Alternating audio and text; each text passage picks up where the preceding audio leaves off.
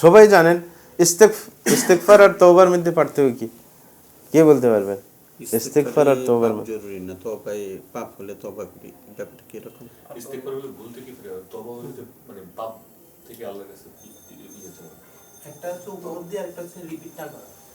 তওবা হলো বিরত থাকা।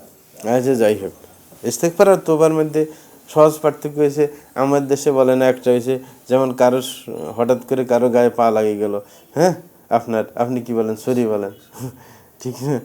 যে হঠাৎ করে অপরাধের সাথে সাথে একজনের কাছে দ্রুত ক্ষমা চাওয়া, সেটা হয়েছে কি? ইস্তেগফার। কিন্তু তওবা হচ্ছে দীর্ঘ অপরাধের কারণে ক্ষমা চাওয়া, কঠিনভাবে নথি স্বীকার করা। কারণ আপনি দীর্ঘ একজনের সাথে অপরাধ করছেন, সরিয়ে কাজ দিবে না। একজনের সাথে দীর্ঘদিন আপনি বারবার, শেষ পর্যন্ত আপনি ধরা খেয়ে গেলেন, মানে দীর্ঘদিন সে দুর্বল ছিল, হঠাৎ করে সবল হয়ে উঠলো। এখন তার কাছে যদি সরি বলেন 1000 বার, তারপরে মাফ করবে না সে। এইবার কান্নাকাটি শুরু করতে হবে শর্ত সাপেক্ষ, যেটা তওবার শর্ত আছে অনেকগুলো। কি? প্রথমে তার কাছে লজ্জিত হইতে হবে, হ্যাঁ, নিজের অপরাধ বোধ নিজের মধ্যে জাগ্রত করতে হবে তার কাছে, হ্যাঁ, তারপরে এটা গ্রহণযোগ্যতা পাবে। এটা সোজা কথায় কাজ দিবে না। এই কারণে ইস্তেগফার, গুনাহ হওয়ার সাথে সাথে ইস্তেগফার করবে, হ্যাঁ, যে আল্লাহ তোমার কাছে ক্ষমা চাই, আস্তাগফিরুল্লাহ, হ্যাঁ। কিন্তু গুনাহ ছাড়াও হতে পারে, যেমন সালাতের পরে আমরা, সেটা হইতেছে ঘাটতির কারণে, সেটা যে পাপ করার কারণে কারণ, সেটা হচ্ছে আল্লাহর অধিকার আদায় করতে পারে না, যেরকম ইবাদত করা দরকার। সেটার আরেকটা হিসাব আছে, যে আপনি সালাতে পড়ে কেন ইস্তেগফার পড়বেন? আপনি তো অপরাধ করেন নাই, কিন্তু এটা হচ্ছে সূক্ষ্ম অপরাধ আছে, কারণ যেইভাবে সালাত আদায় করা দরকার সেইভাবে আমি করতে পারি নাই, হ্যাঁ, সেটার জন্য আল্লাহর কাছে ক্ষমা প্রার্থী, যে আল্লাহ আপনার সত্যিকার ইবাদত যেভাবে করা দরকার সেইভাবে আমি করতে পারি না, এই জন্য ক্ষমা চাওয়া। এটার জন্য আমি যে অপরাধ করছি সেটা না, অপরাধ সূক্ষ্ম অপরাধ। অনেকে মনে করে যে না, তাই আমি তো ভালো কাজ করছি, ইস্তেগফার করতে যাবো কেন? না, আপনি তো যেভাবে করার দরকার সেইভাবে তো করেন নাই। আপনি সালাতে দাঁড়াইলেন, পরে তো আপনার মন আরেক দিকে চলে গেছে, নাকি না? হ্যাঁ, আল্লাহর দিকে মনোযোগী হওয়ার দরকার, কিন্তু আপনার মন কি ছিল? তাহলে অপরাধ করেন নাই? হ্যাঁ, এত বড় অপরাধ। আল্লাহ তো প্রথমেই একজনে যখন আল্লাহু আকবার বলে দাঁড়ায়, আল্লাহ দৃষ্টি দেয় তার দিকে, তারপরে না আপনার অপরাধের কারণে আল্লাহ দৃষ্টি ফিরিয়ে নেন, নাকি না? তো সুতরাং এটাও একটা অপরাধ, নাকি অপরাধ না? সেই জন্য এই কারণে ইস্তেগফার করা লাগে। তাহলে ইস্তেগফার হচ্ছে সাথে সাথে অপরাধ করার সাথে সাথে যে আল্লাহর কাছে ধর্ণা দেওয়া, ক্ষমা চাওয়া হয় সেটা।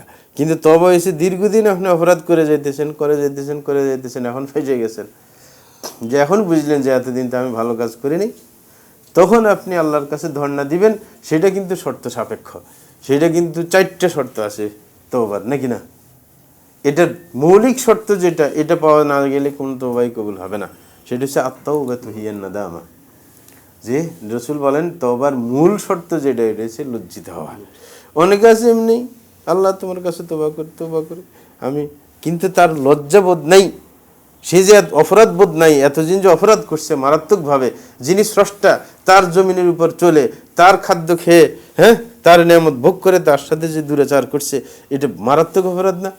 সুতরাং এটার জন্য তার অনুশোচনা বোধ নাই, তার অপরাধ বোধ তার মধ্যে নাই, সেমনি মুখে মুখে বলছে আল্লাহ হ্যাঁ তোমার কাছে তওবা করতেছে, এই তওবা গ্রহণযোগ্যতা পাবে না। কঠিন, এরকম তো আপনি দুনিয়ার কারোর কাছে কঠিন অপরাধ করলে আপনি ক্ষমা পাবেন না। একজনের সাথে মারাত্মক অপরাধ করছে, নিজের কাছের মানুষ, তাকে কঠিনভাবে দুঃখ দিয়েছে, এই সোজা যায় যদি বলে যে আমারে মাফ করে দেন, কাজ হবে না। হ্যাঁ, তার কাছেই কাঁদে রেঁদে, মানে অনেক কিছু, তাকে যে কোনোভাবে নরম করতে হবে, এটা কি সহজে হয়?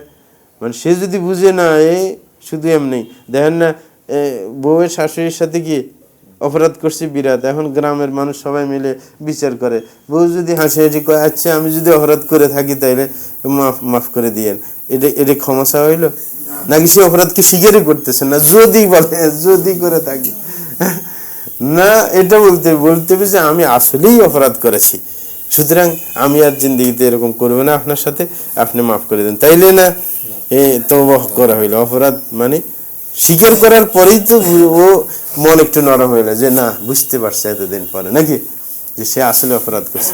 এমনি যে বলে যদি, তাইলে আপনি ক্ষমা করবেন, বাস্তব অপরাধ করছে আবার যদি, তাইলে সে স্বীকারে যায় না যে সে যে অপরাধ করছে। হ্যাঁ, তাইলে প্রথমে সে আপনার তওবার জন্য কি করতে হবে? অপরাধ বোধ জাগ্রত করতে হবে, যে আসলে আমি অপরাধী, অপরাধ বোধ আসলেই তারপরেই তো আপনার অগ্রসর হওয়া হবে সামনের দিকে, না হলে না। প্রথমে এটা জাগ্রত করতে হবে, আগে এসে অপরাধ বন্ধ করে দিতে হবে প্রথম শর্ত।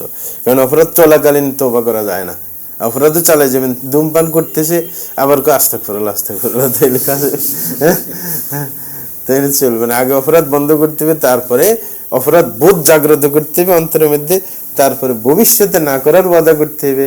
মানুষের সাথে সম্পর্কিত হইলে তার সাথে বোঝাপড়া করতে হবে, কারণ তার সাথে সংশ্লিষ্ট।